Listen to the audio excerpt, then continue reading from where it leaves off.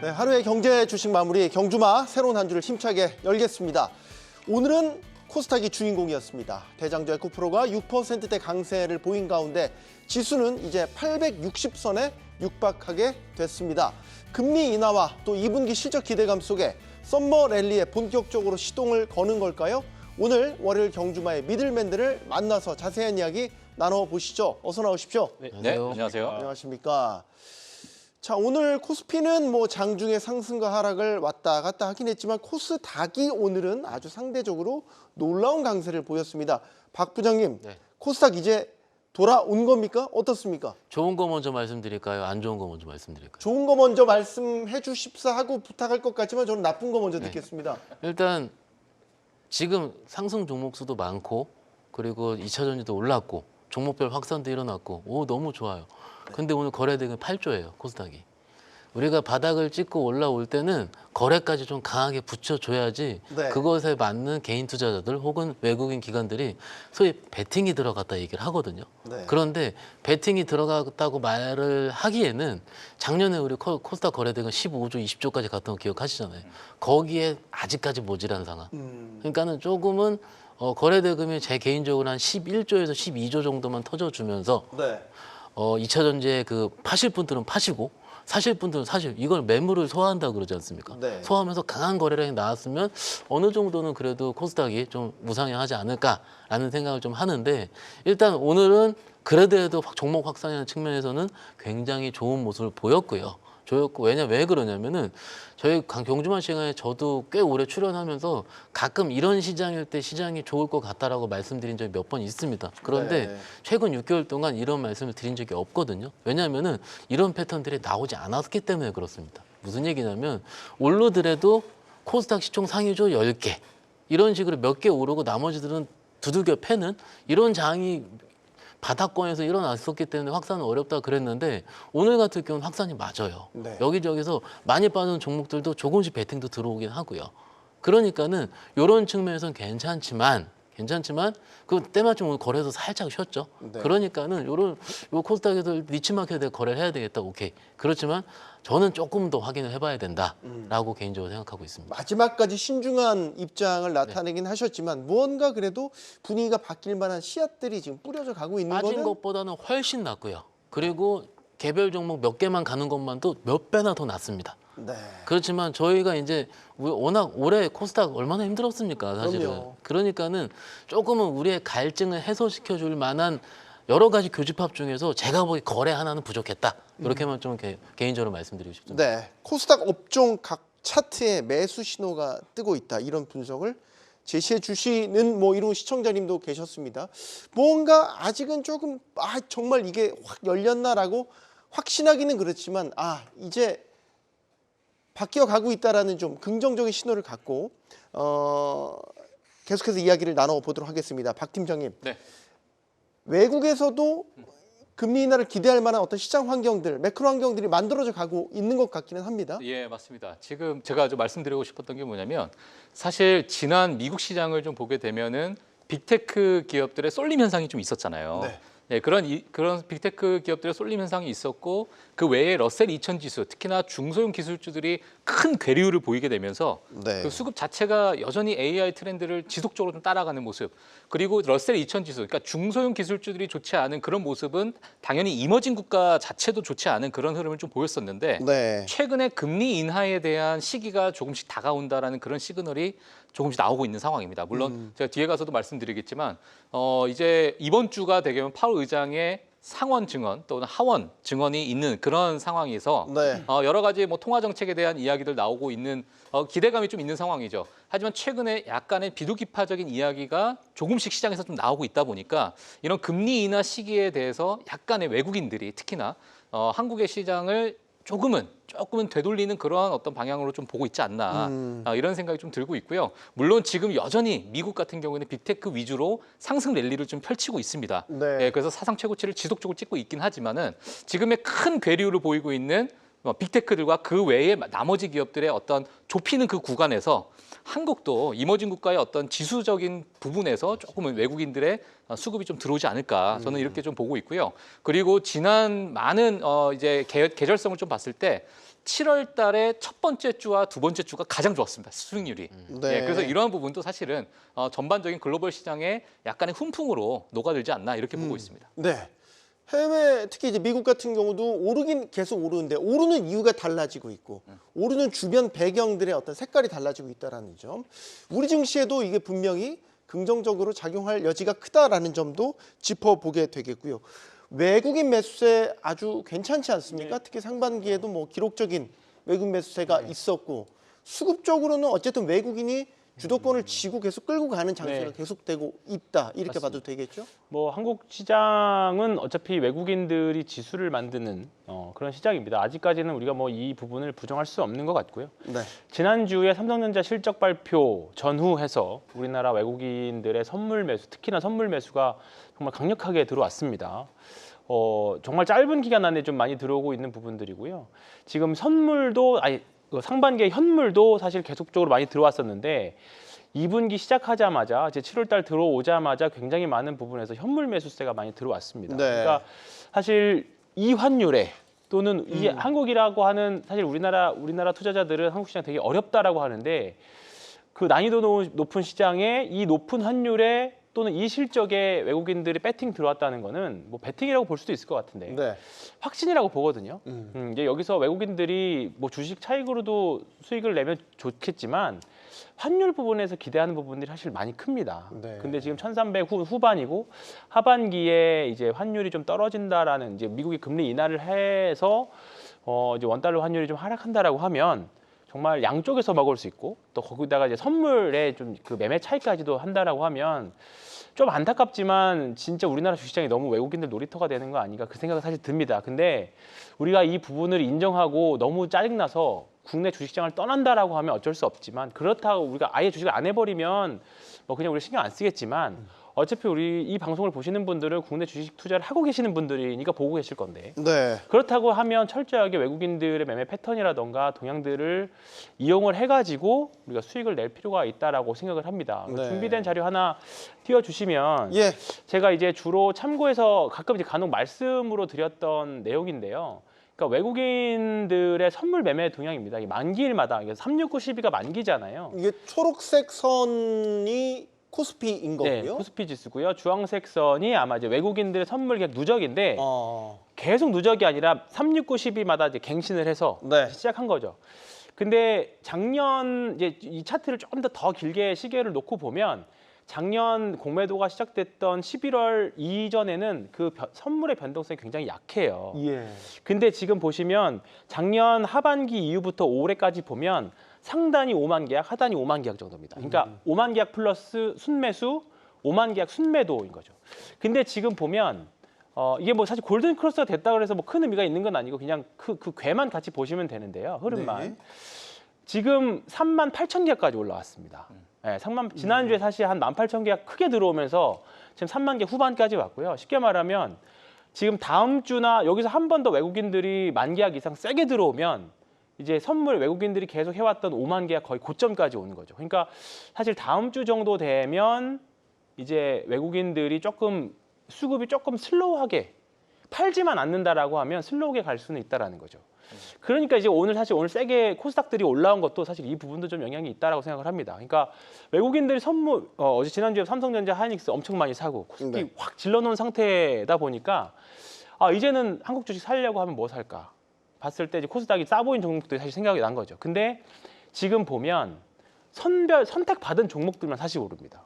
소부장 안에서도 선택받은 종목들, 2차전지 안에서도 선택받은 종목들, 바이오 안에서도 선택받은 종목들, 그 종목들이 대부분 다 상반기에 좋은 성과를 냈던 종목들이 결국은 주도주의 양상들을 보여주고 있고 시장이 좋을 때 더 세게 올라가거든요. 그러니까 오늘 뭐 사실 2차전지 주식들도 오랜만에 올라오고 반도체와 동행하는 모습들을 좀 보여줬었지만 사실 오늘 같은 날은 계속 이어나갈 확률이 저는 사실 매우 낮다고 생각해요. 그러니까 낮다고요? 낮다. 그러니까 오늘같이 좋은 날은 사실 10거래일 중에서 한 며칠, 한 2, 3일? 많아야 2, 3일 정도밖에 안 됐다고 생각합니다. 결국은 여전히 코스닥에는 아까 박현선 팀장님 말씀하셨던 것처럼 아직 슈퍼개미들도 별로 없고요. 거래대금도 작습니다. 결국은 수급의 풍선 효과가 계속 나타나는 시장이기 때문에 네. 결국 지금 코스닥 830대에서 이제 바닥 찍고 이제 올라오는 그냥 그 정도의 반등이지 기존의 주도주들이 7월달, 8월달까지 저는 밀고 갈 확률이 매우 높다라고 생각합니다. 우리가 이거를 썸머랠리라는 관점에서 본다면 네. 지금 외국인 매수세가 어쨌든 이어지고 있는 그렇죠. 이런 가운데 있잖아요. 네. 선물도 보면 어쨌든 누적 네. 기준으로 계속해서 쌓아가고 있는 네. 이게 이제 언제 포지션이 변할지 그렇죠. 모르겠지만 썸머랠리라는 지금 7, 8이니까 네. 7월 8일만 생각해 본다면 네. 지금 기존은 끊기지 않고 계속 그럼요. 여지가 썸머 있다. 랠리잖아요. 저는 그렇게 생각하고 있습니다. 일단 삼성전자가 작년에 금요일 날 10조 발표했잖아요. 네. 컨센이 8조 뭐 초중반이었는데 사실 1.5조 정도는 사실 뭐 재고이익 뭐 그런 부분들이었고. 근데 삼성전자가 2018년도에 연간 58조 벌었던 적이 있습니다. 근데 그거에 비하면 사실 8조에서 10조 사이 영업이익은 삼성전자의 최고 영업이익이라고 볼 수 없어요. 그러니까 완전한 본궤도에 올라가지 올라가지 않았습니다. 네, 올라간 건 네. 아니죠. 그러니까 이 말씀 왜 드리냐면 삼성전자가 2018년도에 최고 실적을 냈지만 주가의 꼭지는 2017년도에 나왔어요. 네, 그러니까 한 6개월에서 1년 정도 선행하거든요. 그렇죠. 네. 근데 지금 삼성전자 최고 실적이 내년으로 놓고 본다라고 하면 네. 올해가 꼭지일 수 있을 가능성은 있습니다. 물론. 근데 아직 삼성전자가 우리 기대해 볼 수 있는 게 HBM도 여전히 말은 많지만 삼성전자의 HBM은 아직 까보지도 않았어요, 사실. 네. 결과가 어떻게 될지 모릅니다. 그렇기 때문에 아직은 뭐 올해 9월달 넘어가서 10월달 가면 뭐 금투세 이슈가 또 여전히 불거질 거고 대주주 양도소득세 이슈가 나와서 좀 어려울 수는 있긴 하겠습니다만 우리가 흔히 말하는 썸머랠리는 저는 해볼 만하다. 네, 해볼 이거는 만하다. 박현성 부장님 받아서 네. 썸머랠리에 대한 게 어차피 저희 다음 주제였거든요. 네. 외국인 매수세를 기반으로 분석을 해주신 거고 박현성 부장님은 썸머랠리에 대해서 어떻게 해요? 제가 생각하는 서머 랠리는 우리 개인 투자자분들이 신나서 매매해야 되는 장을 얘기하거든요. 네. 근데 그런 장은 조금 시간이 걸릴 수 있습니다. 그거는 좀 이따 말씀을 드리기로 하고요. 그런데 외국인이 주도하는 시장은 계속될 확률이 높습니다. 외국인 주도에 계속될 확률이 높은 거에 가장 큰 측면은 뭐냐면 삼성전자, 하이닉스, 현대차의 이익 개선 효과가 너무 큽니다. 그러니까 그들이 매수를 할 거면은 실적이 좋아지는 그 데이터가 있어야 되잖아요. 네. 그런데 저희가 분기별로 우리가 뭐라 그래요? 컨센서스라 얘기하죠. 컨센서스가 계속 높아져요. 오늘 제가 기사 여기 자료를 본 게 2분기 영업이익 추정치가 삼성전자랑 하이닉스 합친 게 코스피의 30%나 된다고 합니다. 그러니까 나머지 70%가 거의 1000개 이상의 600개 이상의 코스피 기업에서 가져가는 거거든요. 네. 그러면은 외국인 입장에서는 어차피 해외에서 엔비디아 좋고 다 좋은 거 압니다. 그러니까 AI 쪽에서 끌어간다면 당연히 IT 쪽, 반도체 쪽에서 봐야 되는 건 충분히 그런데 우리가 확실히 생각해야 되는 거는 이거죠. 그렇다면 삼성전자, 하이닉스 갈 때 한미반도체가 다 전고점을 치겠느냐라는 거죠. 소부장까지 막수 효과로 떨어져서 확산을 하겠느냐라고 봤을 때는 실적적인 측면을 봤을 때는 소부장은요 실적 시즌에 좀 약해지는 습관이 있습니다. 왜냐하면은 상대적으로 삼성전자, 하이닉스보다는 비싸거든요. 이게 지금 그 실적 발표 시즌을 앞두고 난 우리들의 코스닥을 대하는 자세입니다. 저는요 소부장이 제일 많이 가면 제일 좋은 사람을 줍니다. 그런데 그럼에도 불구하고 이렇게 좀 나름 좀 객관적으로 말씀드린 이유가 삼성전자 간다고 소부장을 잡는 분들이 많이 있어요. 지금까지도 네. 있는데 실적 시즌 끝나고도 안 움직여요. 그럼 내 거 왜 이렇게 안 가 하다가 마지막에 8월 15일 날 실적 끝나면 이제 그때 한 번씩 무너지거든요. 버티다 이런 거를 방지하고자 일단은 외국인들이 시작한 게임 랠리에는 외국인들이 지속적으로 유입이 돼야 된다. 그거는 역시 수급을 봐야 되고 수급을 보는 외국인 입장에서는 실적 개선세를 보고 들어온다. 이런 측면에서 말씀을 드리는 중이고요. 그리고 저희가 원하는 그 뜨거운 랠리 있지 않습니까? 네. 저는 아직까지 잊지 못하는 게 2000년 작년 고점이 7월 26일이에요. 7월 26일 제가 한 10시, 11시로 정확하게 기억을 하는데 고점 찍고 내려가는 게 네. 그때는 우리 우리 사회적으로 2000년대에 굉장히 큰 뭐 그랬죠. 방향이 불렀던 이런 시기였죠. 우리의 미래였죠. 이제. 그렇죠. 그런 정도로 너무나도 많은 분들이 회자가 돼야 되는데 지금 투자 전략이 어떤 전략이 뭐 저도 가끔 얘기하는 거지만 누구라도 아는 주식을 해야 된다라고 저는 얘기를 하고 시장에서 그런 얘기를 해요. 물론 황 팀장 얘기한 게 그거예요. 1분기도 좋고 2분기 좋은 게 우리들이 아는 주식이지 않습니까? 그러면은 새로운 거에서 태어날 확률보다는 지금 보고 있는 거에서 태어날 확률이 높다는 거죠. 갔었다가 쉬었다거나 이런 식으로 좀 좋습니다. 제가 조금 이렇게 말씀드리냐면 이렇게 우리가 썸머랠리 하고 그럴 때 우리 투자자분들이 한 10분 중에 한 분 정도는 언매매를 하게 돼요. 포트를 풀어버리고 삼성전자를 다 사버리고 혹은 다 하이닉스 사버리고 네. 저희 현장에서 그렇게 언매매가 나올 때 뭐라 그러는지 아십니까? 뭐라? 그 고점 신호라 그럽니다. 참다 가는 말을 올라 잡는 거 있지 않습니까? 그게 비단 대형주에서도 제가 18년 근무하면서 항상 봤었던 현상입니다. 그러니까 좋은 거 다 합니다. 추세 유지할 거고 갈 겁니다. 그렇지만은 뭔가 지금 이런 랠리에 대한 뭐 기대감 좋으면 좋은데 뭔가 다 허물어뜨리고 뭐를 다른 거를 내가 새로 시작하자. 이거는요 주식시장에서 제가 보기엔 지금 가장 위험한 행위이기 때문에 좀 나름 좀 목소리를 세워서 말씀을 드리고 있습니다. 어쨌든 외국인이 수급을 끌고 나가는 장세라고 한다면 나라 밖에서 만약에 미국에서 금리 인하가 좀 전격적으로 이루어진다면 상황은 또 달라질 수 있지 않을까. 투심이 확 개선되는 포인트가 마련이 되고 외국인 수급도 확 풀릴 수 있는 모멘텀, 결국 금리 인하 아니겠습니까? 최근에 근데 긍정적인 신호들이 계속해서 나왔단 말이죠. 예, 사실 저는 지금 조금 보고 있는 관점이 뭐냐면 금리 인하는 뭐 워낙 우리가 또 경주마를 통해서 너무 많이 말씀을 좀 드리긴 했는데 네. 지금 또 미국 시장이 어찌 보면 결국에는 글로벌 증시 전체를 좀 끌고 가고 있는 그런 견인 역할을 지속적으로 하고 있어요. 지속적으로 하고 있는 상황.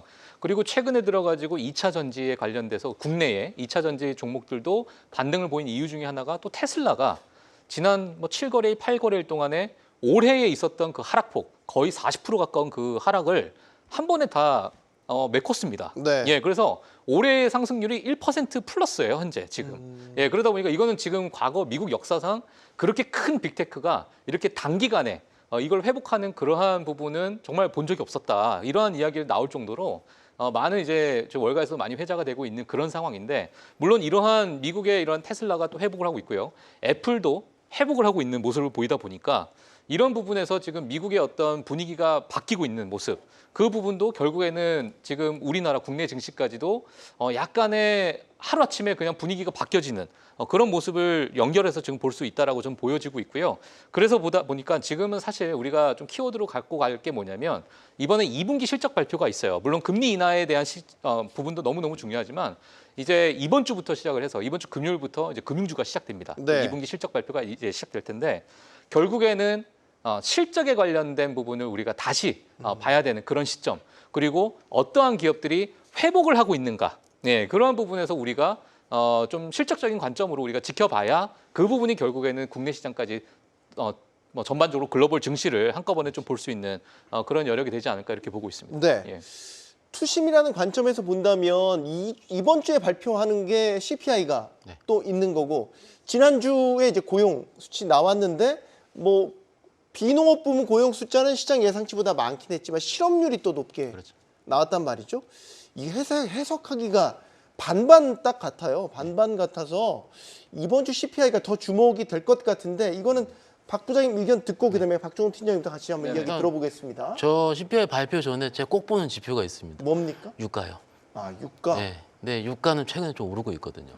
그래서 개인적으로 이번 부분에 뭐 제가 그 주거비라든 이런 거를 미리 레이팅할 수 있는 능력은 없습니다. 왜냐하면 네. 미국 자료를 봐야 되기 때문에. 그렇지만 유가는 저희 실장을 볼 수 있지 않습니까? 예. 그러니까 저는 보합 정도 봅니다. 개인적으로. 컨센 부합 정도. 그럼 왜냐하면 뭔가 상을 바꿀 만한 트리거는 그냥 되겠지, 시장에서는 지금 입장에서 시장에서 매크로 때문에 시장을 뒤흔들 만한 거는 아직 보이지는 않고요. 아직은 아닙니다. 예, 그렇지만 유가 때문에 컨센에서 좀 부합 정도 나올 확률이 개인적으로 높지 않을까라고 보고 있습니다. 그런데 지난주에 그 실업률이 4.2% 나왔잖아요. 네. 4.1 컨센에 4.2가 나왔으면은 이거는 그 연준 입장에서는 크게 봐야 될 거거든요. 그러니까 저번 주에 박종훈 팀장 얘기를 해줘야지 연준 입장에서 실업률 4%는 좀 꽤 크게 보거든요. 그렇죠. 예, 그렇기 때문에 이게 지금 인플레이션을 잡아야 되는 거라기보다는 빨리 실업률을 잡기 위해서는 일정 부분 7월이든 9월이든 금리 인하의 확률을 좀 높이게 되는 계기는 될 것 같아요. 결론적으로는 시장에 큰 영향은 없다. 이렇게 좀 말씀드릴 수 있습니다. 그 제롬 파월 연준 의장도 사실 이제 얘기했던 뉘앙스가 계속 바뀌었던 거는 어느 시점부터인가 이제 고용 지표를 구체적으로 얘기하기 시작하면서 이게 어떻게 바뀌는 거에 따라서 연준의 판단도 달라질 수 있다라는 기조를 드러냈기 때문에 실업률이 4%를 넘었다라는 거는 시장에서 좀 비중 있게 해석을 하는 것 같고 말이죠. 예. 그 실업률에 대해서 제가 좀 설명을 드리면 지금 과거의 이 실업률 추이를 봤을 때 저점 대비해서요. 네. 0.7%가 올라가는 그 구간에 전부 다 경기 침체가 왔어요. 근데 과거에는 실업률 자체가 뭐 6.0에서 예를 들면 6.7까지 올라가는 그 구간이 경기 침체가 왔었고 네. 뭐 5.5에서 6.2까지 올라가는 그 0.7% 정도 올라가는 그런 구간에서 경기 침체가 왔던 그 과거의 그 흐름이 있는데 지금 자체는 0.7%가 올랐다라는 것 자체로 그러면 이제 경기 침체 오는 거 아니냐 이렇게 볼 수 있겠지만은 절대치 자체가 지금 완전히 낮아 있는 상태이기 때문에 네. 지금의 이 절대치는 우리가 뭐 예를 들어서 미국 경기에 있어가지고는 그렇게 크게 우려할 만한 사항은 아니지만 그 0.7% 이렇게 올라가는 그 구간에서는 과거에는 여지없이 경기 침체가 왔더라 이러한 이제 통계 자료가 있긴 합니다만 지금의 뭐 여러 이제 월가에서 보고 있는 상황이 경기가 너무 지금 뭐 거의 완전 고용 수준이에요 아직까지도. 네. 예, 네. 그래서 그 부분은 우리가 조금 더 지켜봐야 될 것이고 그리고 앞서서 말씀해 주신 것처럼 고용 지표에 대해서 정말 관심이 많고 있는 상황이다 보니까 실업률에 대해서 집중을 하고 있는 상황이고 그리고 소비 지표도 많이 보고 있잖아요. 뭐 앞서서 지금 CPI 관련돼서 잠깐 말씀을 드렸지만은 뭐 유가가 최근 들어서 좀 튀어 오른 그런 모습에 약간 우리가 우려할 부분도 있고요. 하지만 소비 같은 경우에는 너무나도 견고한 거예요. 그래서 임금 상승률이나 아니면은 인플레이션의 어떤 그 방향성을 봤을 때는 여전히 이 소비가 지속되지 않겠느냐. 그렇다 보면 이 경기 자체는 노랜딩이죠. 그러니까 인플레이션은 어느 정도 계속 유지를 하면서 올라가지만 경제 성장은 같이 올라가는 그러한 모습을 우리가 뭐 보지 않을까 이렇게 보다 보니까 지금의 이 실업률이 튀어오르는 것 자체도 어느 정도 시장에서는 이걸 완화할 수 있다. 이러한 의견들이 좀 나오고 있는 상황입니다. 네. 예. 사실 우리가 지금 이 얘기를 하는 거는 우리 장이 썸머 랠리를 어느 정도 보일 것이냐, 보인다면 어느 정도 기대할 수 있을 것이냐 이 얘기를 하는 와중에 지금 나오고 있는 이야기들입니다. 썸머 랠리가 나타난다면 그걸 주도하는 기업은 뭐가 될 것이냐라고 본다면 사실 지난주에 잠깐 얘기 나왔지만 삼성전자가 뭐 시장의 예상치를 훌쩍 뛰어넘는 10조 원의 영업이익을 발표를 하면서 주가도 일단 뜨겁고요. 오늘도 사실 파업 이슈가 있음에도 불구하고 어쨌든 빨간불을 켜고 마감을 했습니다. 이러면 삼성전자 여름에 상당히 기대를 해봐도 주가 기대를 해봐도 되는 거 아닙니까? 그렇습니다. 일단은 추세 추종 관점으로도 네. 뭐 여러 가지 돌파 매매나던가 뭐 이런 밸류에이션의 관점이나 기술적 분석의 관점에서도 더 이상 망설일 이유는 없는 것 같아요. 그리고 사실 여기서 고민하시는 분들은 내가 꼭지를 잡을까봐에 대해 고민일 거라고 생각을 합니다. 근데 지금 사실 대체 대안이 사실 많이 없어요. 그래서 사실 여기서 삼성전자 크게 손실 나봤자일 것 같아요. 그러니까 다른 중소형주나 개별주들을 매매를 해서 물렸을 경우에 20% 30% 손실 나기 굉장히 쉽잖아요. 사실 한번 네. 하락 추세를 타면. 근데 삼성전자는 뭐 사실 과거에 2021년, 22년 그때 고생하셨던 분들이라고 하면 이제 아직은 조금 더 이제 얼마 남지 않았거든요. 근데 퍼센트로 따지면 사실 이제 거의 다 왔어요. 그리고 여기서 물려봤자, 여기서 손실 나봤자 네. 나중에 혹시나 중소형장이 예를 들어서 극단적으로 여기서 갑자기 대형주장이 끊어지고 중소형장이 온다라고 했을 때 여기 삼성전자를 손절매해서 다른 중소형 주로 매매를 해도 저는 충분히 만회할 수 있는 정도 된다고 생각합니다. 네. 네. 그러니까 소위 말해서 손익비가 굉장히 좋은 시점인 것 같아요. 그러니까 내가 수익을 낼 확률도 좀 높고 네. 손실이 나더라도 그렇게 대체재가 되게 많을 수 있는 대형주가 밀리더라도 그럼 중소형주가 올라온다라고 했을 경우에 중소형주가 상대적으로 변동성이 크니까 네. 그때 가서 판단을 잘 하셔가지고 대형주 매도해서 중소형주 가서 변동성 큰 걸로 매매를 했을 때 손실을 만회할 수 있는 확률로만 보면 지금 손익비가 매우 좋은 위치지 않을까 삼성전자. 박 부장님 이거는 어때요? 이게 8만 원 삼성전자 주가가 오늘 이제 마감가가 87,400원인데 8만 원대 넘어가면서 기존에 이제 계속 물려 계셨던 분들이 이제 올라가면 소화하고 이제 이런 게 있었잖아요. 네. 그 매물들은 거진 다 소화가 됐다. 이 정도면 소화 다 한 거죠. 그리고 이제 거의 소화한 올라갈 거고 그 전에 이제 고점이 9만 원대 말도 안 이상, 9만 원대 이상 있지 않습니까? 네. 그때는요 수급이 굉장히 얇게 올라갔습니다. 왜냐하면은 빠르게 매수를 했기 때문에 그때도 이제 제가 작년 7월에 2차 전지의 그런 대국민 주식 그때도 한 3, 4년 전에도 이제 겨울로 기억을 하는데 그때도 대부분 많은 분들이 매수를 많이 했기 때문에 빠르게 매수를 했어요. 그렇기 때문에 매물적인 관점에 봤을 때는 저는 거의 다 8만 5천 원 이상 되면은 대부분 악성 매물은 소화했다고 봅니다. 오케이, 여기까지 이해를 하는 거고. 그런데 이제 제가 오랜만에 황 팀장님 의견에 반대 의견을 좀 말씀드리자면 네, 좋습니다. 이거죠. 어떤 개인 투자자분께서 삼성전자를 사고 안 좋으면 내가 중소형주를 사서 수익을 내겠다라고 생각하시겠습니까? 대부분 투자자분들은 중소형주를 내가 손절매를 치고 삼성전자라도 안전한 걸 내가 쫓아갈까라고 고민합니다. 맞죠? 재반박 준비해 네. 주시고요. 일단 계속 하십시오. 그러니까는 그럴 황진이 하시는 그 논리는 이해하는데 그런 생각을 하시는 분들은 죄송한 얘기인데 잘 안 물려 있습니다. 그렇게까지 매매에 대한 시나리오를 쓰고 하셨던 분들은 그건 맞아요. 그래서 조금 지금 현실적인 대안은 이거죠. 삼성전자 오케이 다 좋은데 지금 내가 소위 이제 손실 나 있는 중소형주가 얼만큼 업사이드가 있을 것 같냐라든지 네. 혹은 내가 현금 이만큼을 가지고 있는데 이 남은 현금을 가지고 삼성전자 손절매 시점을 어느 정도 잡고 나서 내가 삼성전자 들어가야 될까 이 고민을 해야 되는 시점이 맞을 것 같습니다. 죄송합니다. 네. 반대로 얘기하시죠. 네. 저는 지금 삼성전자 매수를 했을 때 누구나 편한 시점인 것 같아요. 여전히. 저는 뭐 중소형주 좋기는 한데 결국은 아직까지는 하반기로 가면 갈수록 결국은 중소형주로 돌아오려면 사실 정말 강력한 모멘텀이 있거나 네. 아니면 밸류에이션이 정말 싸거나 하거든요.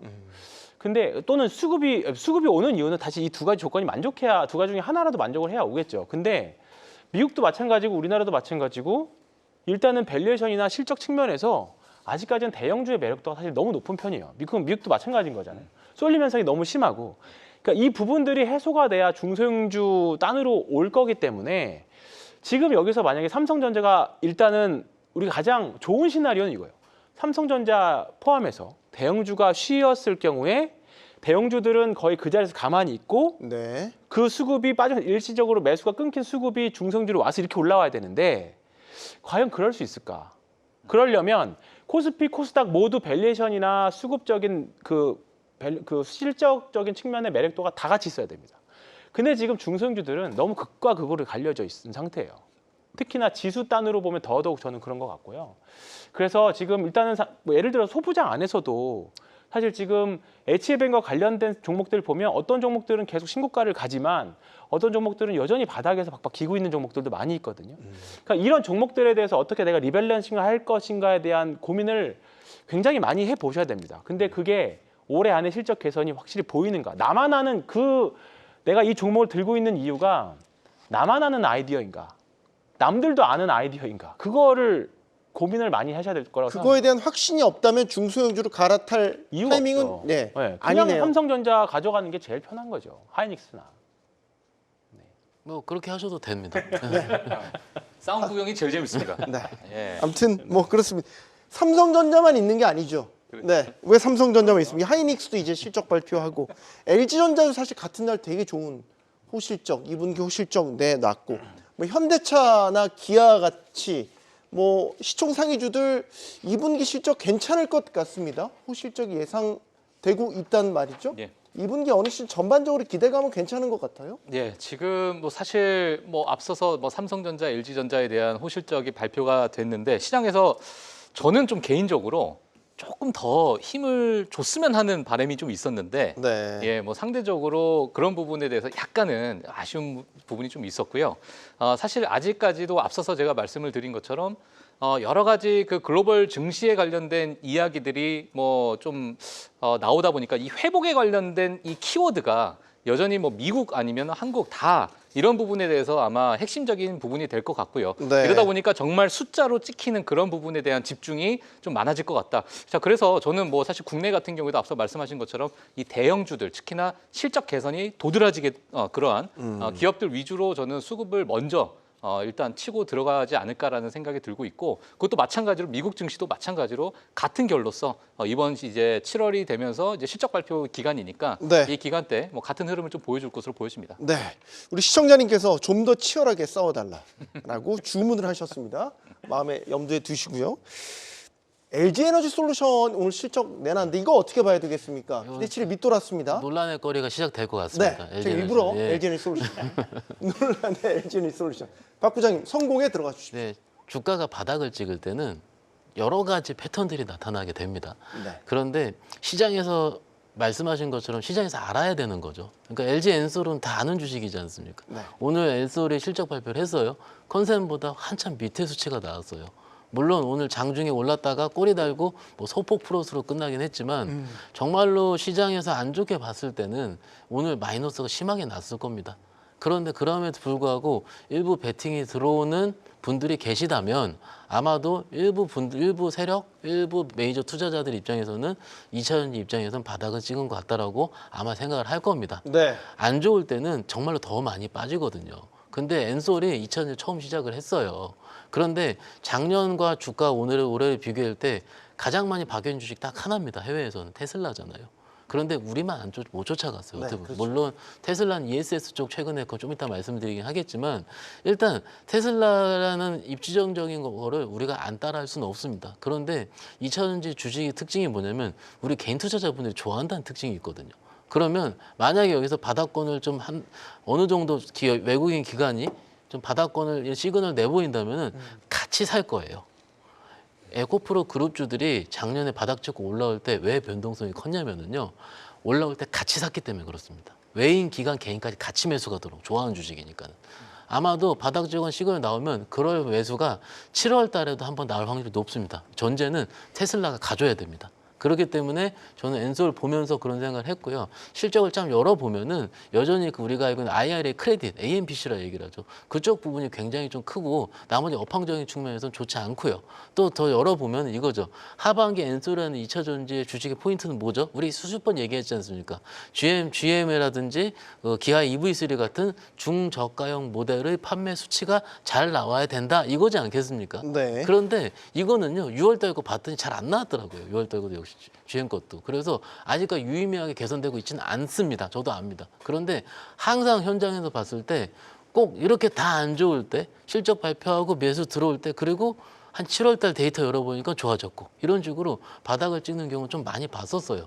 일부 희망이 섞였을 수도 있습니다. 그렇지만은 지금 구간에서 매수를 하게 되면 하반기에는 지금보다 높은 주가로 매도할 확률은 높다. 이건 말씀드릴 수 있겠습니다.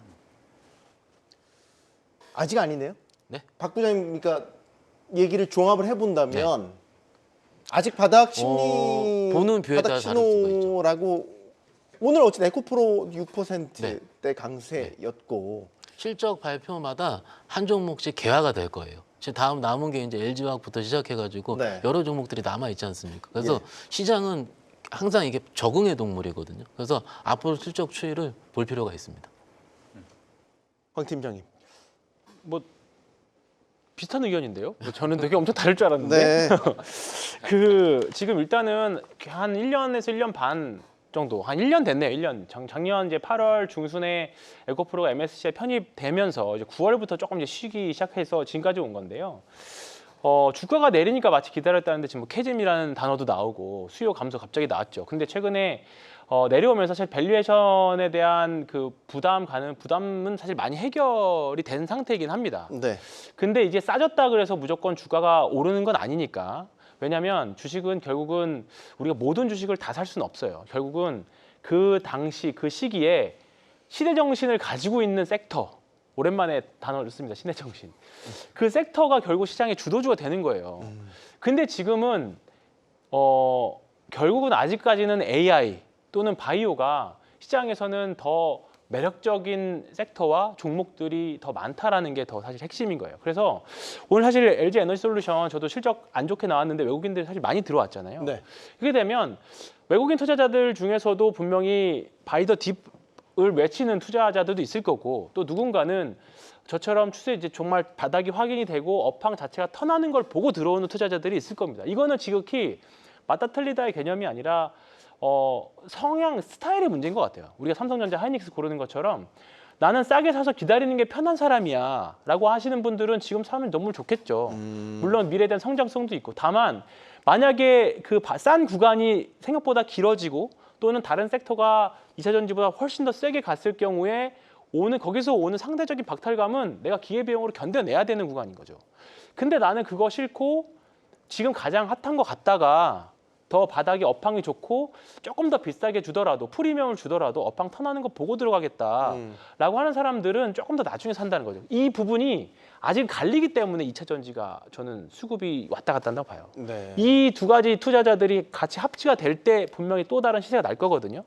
근데 지금 테슬라가 이번에 실적 발표 좋은 게 업황의 턴보다는 ESS 쪽에 더 턴이 더 세게 나온 거잖아요. 네. 리튬 가격이 싸다 보니까. 그리고 사실 지금 상위 업체들이 전부 다 NCM보다는 LFP 쪽으로 더 지금 더 강화하고 있는 그런 부분들이고 그렇다 보니까 아직까지는 우리가 걷어내야 할 악재들이나 해결해야 될 뭐 실적에 대한 부분들 그런 부분들 LG 에너지솔루션 지난주에 이제 미국 공장 일시 중단했다라는 그런 뉴스들이 있잖아요. 네. SK 온도 마찬가지고 아직까지는 좀 더 저는 악재에 민감하게 반응하는 시장인 것 같아요. 오늘은 시장 자체가 좋았기 때문에 그나마 이 정도로 저는 됐다라고 보고요. 만약에 시장이 별로 안 좋았으면 LG 에너지솔루션 같은 종목은 사실 조금 음봉이 세게 났을 수도 있다라고 봅니다.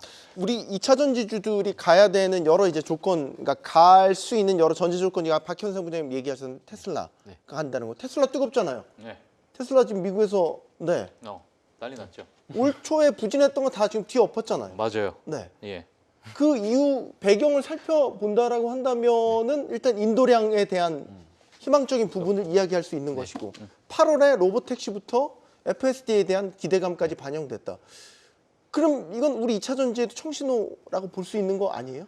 일부는 그럴 수 있는데 막상 로보택시는 2차 전지랑은 조금 동떨어져 있는 거고요. 인도량 같은 경우도 테슬라 인도량인 거죠. 냉정하시군요. 예. 아니 근데 저는 팩트는 짚고 넘어가야 돼요. 알겠습니다. 근데 저는 2000년 바닥은 나왔다는 거죠. 이게 다른 문제예요. 왜냐면은 업황의 바닥과 주가의 바닥은 항상 다릅니다. 주가의 바닥이 업황 바닥보다 몇 달 더 빠릅니다. 저는 그 측면에서 주가의 바닥은 나왔다 말씀드리는 거고. 주가의 바닥이 예. 나왔다. 그런데 이제 여기서 바닥의 확인은요. 올라야지 바닥인지 우리가 얘기를 하는 거거든요. 그렇죠. 저번 달에 박현상이 나와서 얘기를 했는데 이제 올라 있고 그때 바닥이었구나라고 한 달 후에 얘기를 하는 거지. 지금 제가 바닥입니다 아무리 외치더라도 이건 제가 증명할 길이 없습니다. 하지만은 제가 경험했던 여러 가지 현상들을 봤을 때는 이쯤에서는 어느 정도 멈출 가능성은 높다 이렇게 말씀을 드리고 있습니다. 테슬라에 대한 미국 내 분위기는 지금 어때요? 난리 났습니다. 난리 났습니다. 예. 난리 난 걸 좀 설명을 그래요. 어떻게 얼마나 난리가 났길래? 예, 난리가 났는데 일단 지금 엔비디아를 다시 째고 서학개미들도 1위로 올라선 게 테슬라 네, 예. 맞죠? 예. 지금 뭐 열광의 도가니입니다. 예, 이렇게. 도가니까지 나왔어요. 도가니까지. 도가니를 알겠습니다. 예, 뭐 2002년 월드컵 수준. 예. 그래서 너무 지금 과한 거 아닙니까? 2002년 월드컵 예, 수준. 죄송합니다. 저희가 4강 갔는데. 예. 지금 뭐 테슬라 같은 경우에는 41만 대의 약 41만 대 생산을 했는데 일단 컨센서스가 43만 대 정도 인도량을 얘기했어요. 근데 44만 대, 약 44만 대가 나오다 보니까 네. 41만 대 생산해서 44만 대 인도량을 했다. 즉 재고량도 3만 대가 줄어들었다는 얘기거든요. 근데 지금 사실은 주주총회, 테슬라 주주총회 아마 다들 기억하시겠지만 급여 패키지다, 뭐 여러 가지 이야기들 때문에 엄청나게 집중을 하고 있는 그 와중에 네. 그때 당시에도 주가가 그렇게 크게 오르지 못했던 이유가 뭐냐면 그때 재고량이 갑자기 튀어올랐습니다. 예, 튀어오르게 되면서 아니 지금 뭐 급여 패키지고 뭐고 다 좋겠는데 테슬라의 펀더멘탈이 지금 무너지고 있는데 지금 급여 패키지가 문제냐 이런 이야기들이 월가에 나오기 시작한 거예요. 근데 그때 당시가 이제 재고가 확 튀어오르다 보니까 주가가 오히려 빠지는 그런 모습도 일부 보여줬었고요. 네. 근데 이번에 나왔던 인도량에 대해서 환호했던 게 뭐냐면 이게 시장의 컨센서스보다 훨씬 많은 인도량을 보여주게 되고 재고도 갑자기 급감하게 되니까 이 부분에서 시장이 열광을 했던 거거든요. 네. 예, 그래서 이제 과거의 그 인도량을 물론 지난 전년 동기 대비해서는 떨어졌지만 4% 넘는 그런 감소세를 보여줬지만 전분기 대비해서는 14% 넘는 그러한 이제 상승을 보여줬고 네. 만약에 이런 모멘텀이라면 이게 전기차에 앞서서 말씀드린 캐즘의 현상이 어느 정도 이제 끝나가는 게 아니냐라는 이야기가 나오고 있고요. 그리고 중국 전기차 시장도 정말 중요합니다. 왜냐하면 중국 내에서도요. 물론 이 인도량 차이는 정말 작지만 니오 같은 이러한 기업들이 전년 동기 대비해서 100% 올랐어요. 인도량이. 네. 자 그러다 보니까 중국 전기차 시장도 약간의 턴어라운드하는 그런 모습을 전반적으로 보이다 보니까 예, 지금 전기차 시장에서 약간의 이제 뭐 많은 이제 수급이 지금 쏠리고 있는 상황이고 그 부분이 이제 테슬라에 집중돼서 지금 도가니, 열광의 도가니 네. 네, 이렇게 되고 있다 이렇게 보시면 될 것 같습니다. 네, 뭐 테슬라 투자하시는 분들 국내 투자자들도 많이 계시긴 하지만 결국 테슬라의 훈풍이 우리 증시에라고 지금 오기를 바라는 마음에서 계속해서 말씀을 드리고 있는 거고 썸머 랠리를 계속 말씀드렸는데 상징적인 게 뭘까라고 생각해서 저희 방송 전에 이야기했지만 하반기 코스피 3,000포인트, 코스닥은 900선 이렇게 저희가 만약에 목표를 잡아본다면 언제쯤 달성 가능할 것인가 또 그걸 위한 동력은 무엇이 될 것인가 이 부분을 좀 이제 마지막으로 짚어보려고 합니다. 상반기에 뜨거웠던 것 중에 하나가 아마 K푸드 관련된 네. 종목들 뭐 저희 삼양식품부터 해서 농심 뭐 이런 것들이 아닐까 싶어요. 네. 여전히 뜨겁다, 식지 않았다라고 볼 수 있는 거 하반기에도 분명히 달려갈 수 있는 거죠. 실적만 본다면 뭐 그렇습니다. 계속해서 우상향하고 있더라고요. 이제 K가 들어가는 우리나라의 문화와 관련된 수출품들인데 사실 이 종목들은 지수를 올리는 사실 섹터들은 아닙니다. 큰 종목이 없기 때문에. 네. 그래서 사실 우리가 이런 종목들이 3,000을 가고 뭐 900선을 가고 그런 거와는 사실 조금 연동은 좀 떨어진다고 생각을 하고 다만 사실 눈높이는 매우 높아져 있는 상태입니다. 사실 2분기에 실적이 안 좋게 나오지 않을 거라고 생각하시는 분들은 많이 없는 것 같아요. 오늘 대표적으로 실리콘2부터 시작해서 화장품 섹터들이 반등을 많이 했고요. 네. 이제 식품 주식들도 오늘 뭐 일부 종목들마다 좀 달리긴 했습니다만 이제 반등을 좀 사실 많이 기대하고 있는 구간들인데 주가가 먼저 오버슈팅을 나오면 좀 사실 실적 발표하고 좀 빠질 것 같아요, 저는. 예, 그래서 이쪽 부분들은 2분기 실적을 확인하고 하셔도 저는 무리 없다. 또는 다만 이제 이게 이 흐름이 저는 사실 K푸드에 대한 K컬처에 대한 수출이 사실 내년까지 저는 이어질 거라고 보는데 네. 그 부분이 과연 우리가 시장의 기대치만큼 실적으로 따라와 줄 수 있느냐는 또 다른 문제인 것 같습니다. 네. 사실 오늘 여러 이제 섹터들이 움직이긴 했지만 좀 주목되는 게 에너지 관련 섹터들. 또 미국 대선도 지금 가열되고 있는 이런 형국이기 때문에 신재생 에너지냐, 전통적인 에너지냐 이런 부분들에 대한 판단, 원전 관련주도 여기에 엮여 있다고 봐야 될 것 같고요. 오늘 해상풍력주도 움직였습니다. 뉴스들도 좀 있었고요. 예, 일단 뉴스 플로우는 아침에 좋았는데 대부분 종목들이 올라가다 좀 말았어요. 오늘 시장에서는 그렇게 풍력까지 훈풍이 전이되기는 조금 약했다고 개인적으로 생각할 수 있고요. 네. 뭐 이게 뭐 저기 글로벌 해상풍력 연합에 한국이 뭐 회원국으로 가입을 했다. 꼭 우리나라 거쳐야 된다. 이런 글로벌 좋은 뉴스도 있긴 이게 있지만 반중연합인 그렇죠. 거죠. 예. 반중연합. 그런데 그게 가기에는 업황이 좋아야 되는데 아직까지 업황에 대한 부분은 좀 확인을 해야 될 게 많은 것 같아요. 왜냐하면 고금리부터 시작해서 트럼프 리스크 이런 거 있기 때문에. 네. 반대로 원전은 좋았거든요. 원전은 뭐 아마도 이번 다음 주까지 터키 원전 관련해서 좀 어느 정도 일정 체코죠, 체코. 이거 관련해서 일정이 있는 걸로 알고 있습니다. 네. 그렇기 때문에 그 일정을 앞두고 나서 일부 선 매수가 들어오지 않을까라는 생각을 좀 하는 거고요. 기본적으로 최근에 많이 오른 거가 위에서 고점권에서 조금 밀리는 경향들이 있어요. 근데 원전은 최근에 많이 눌려 있기 때문에 일단 제가 보기에도 좀 부담스럽지 않은 자리에서 반등이 나왔다라고 보면 될 것 같고 이게 두 개 섹터가 같이 얘기하면 좀 어렵고요. 각 섹터별로 굉장히 또 다릅니다. 다르고 일단 풍력 안에서도 여러 종목들이 있는데 그 안에서 종목들 실적 발표 시기도 다를 뿐더러 그 좀 종목별로 접근하시는 게 나을 것 같습니다. 네. 사실 말씀드렸던 원전주, 해상 풍력 관련주, 신재생 에너지 이 자체에 대한 것보다는 사실 이제 올 하반기에는 미 대선과 관련돼서 계속해서 좌지우지될 가능성도 높아요. 이미 시장에서는 트럼프 당선 가능성을 높게 보고 여기에 대한 대비를 하고 있다는 말이죠. 네, 맞습니다. 뭐 지금 사실 미국 대선이 정말 핫하죠. 지금 너무나도 이제 큰 불확실성이 대두되고 있는 상황인데 민주당 같은 경우에는 지금 부통령으로 계신 카말라 해리스가 조 바이든 대통령의 지지율을 앞섰습니다, 벌써. 네. 예, 그래서 이제 미국의 여러 베팅 사이트에서는 벌써 지금 뭐 카말라 해리스가 민주당 대선 후보로서 유력한 후보로서 이렇게 보고 있는 상황이다 보니까 더 이렇게 불확실성이 좀 증폭되고 있는 상황이고 트럼프 후보의 지지율은 더 높아지고 있는 상황. 자, 그래서 저는 개인적으로 사실 과거에 트럼프가 이야기를 했던 뭐 IRA 같은 이런 법안들, 특히나 뭐 신재생 에너지나 이런 부분에 대해서 조 바이든 대통령이 이제 뭐 정부 차원에서 정부 정책으로서 이렇게 밀어주는 그러한 형국에서 트럼프 대통령은 또 다른 원래 레거시 그 자동차 협회나 여러 이제 그 디트로이트에 있는 러스벨트에 대한 표를 얻기 위한 여러 가지 공약들을 좀 이야기를 했었거든요. 네. 자, 근데 지금 저는 개인적으로 보고 있는 게 뭐냐면 지금의 어찌 보면은 약간의 견고하게 지지율을 가지고 가는 트럼프 대통령의 앞으로 나올 공약이 더 중요하다고 생각이 듭니다. 과거는 어찌 보면 바이든 행정부와의 결을 다르게 하기 위한 하나의 공약으로서의 공약이었다면 지금부터는 어찌 보면 앞으로 향후 본인이 정말 가져가야 될 공약을 더 자세하게 이야기를 하는 그런 시간이 오지 않을까라는 저는 생각이 들기 때문에 네. 지금 앞으로 나올 그 입에, 그 트럼프 입에서 어떤 이야기가 나올지 그 부분이 저는 훨씬 더 중요한 시점이 오고 있다. 저는 이렇게 개인적으로 보고 있기 때문에요. 네. 물론 지금의 어떤 결은 비슷하게 흘러갈 것 같습니다만 뭐 그 부분에서 많은 월가에서도 이야기들이 많이 있어요. 뭐 금리가 오를 것이다, 금리가 떨어질 것이다, 뭐 여러 가지 이야기들이 나오다 보니까 약간 혼잡스러운 상황은 조금 우리가 네. 시간 뒤로 보는 게 좀 좋을 것 같습니다. 네. 마지막 질문을 이렇게 드리고 싶어요. 아까 코스피 3,000 말씀드렸잖아요. 코스닥 900. 이걸로 가기 위해서 하반기에 우리가 주목해야 될 그러니까 라이징 스타라고 할까요? 라이징 스타. 네. 어떻게 보시는지 한 분씩 좀 의견을 듣고 오늘 저희들의 이야기를 마무리 짓도록 하겠습니다. 박형사 부장님부터. 네, 마이크를. 나는 라이징 스타가 제일 섹터 말씀하시는 거죠. 네. 저는 일단 밸류업 빼면 안 될 것 같고요. 밸류업을 예, 저희가 하반기에 한동안 망각하고 항상 있어요. 감각이 있는 게 9월 이후에 밸류업 스케줄입니다.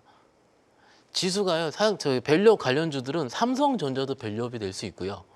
은행주도 밸류업 당연히 되고 있잖아요. 그런데 지수 영향이 굉장히 큽니다.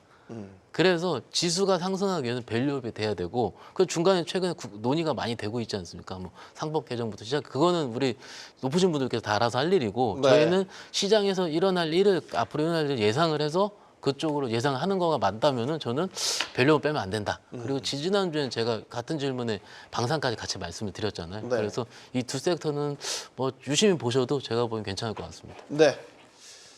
엔비디아의 젠슨 황이 있다면 우리 경주마에는 유연 황이 있다. 우리 황유연 팀장님. 라이징 스타라고 하셨는데 라이징 스타라기보다 그냥 저는 상반기에 달렸던 말들이 계속 달릴 거라고 생각합니다. 네, 결국은 계속 반도체일 것 같아요. 밸류업도 무조건 한 꼭지긴 한데 먼저 말씀해 주셨으니까 삼성전자, 하이닉스 전 두 개입니다. 삼성전자, 하이닉스. 네, 자동차까지 간단하고 심플하게 자동차까지.